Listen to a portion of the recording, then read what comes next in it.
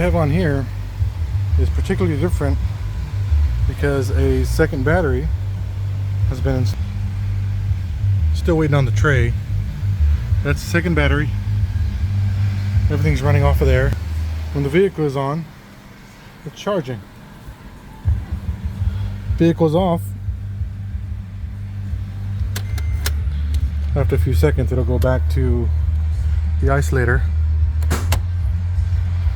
And you'll see it drop to 12.5, something around there, with no charging. You're gonna hear it click. Hear it click there. It's just start dropping. This is the factory battery. Let me get you a light.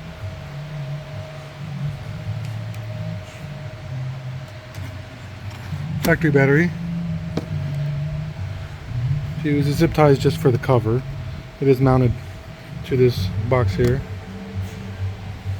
And there's your isolator, 200 amps. Sometimes the 200 amp fails, so I go with 500 amp. But these are not the gel base. These are AGM batteries here. So you got the ground, and you have the input going back to the second battery option.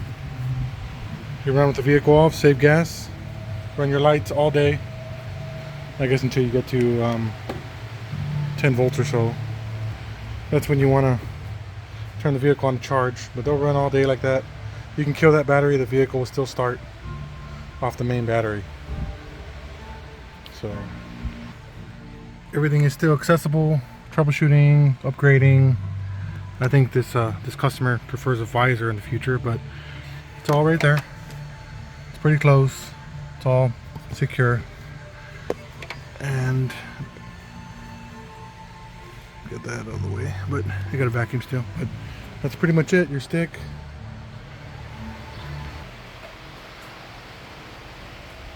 But the point of all this was to save gas and of course save idle time on the vehicle by adding that second battery.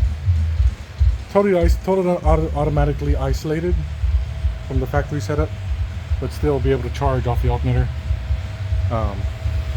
Everything here is right on top. Troubleshoot. I did spray some protective spray on there.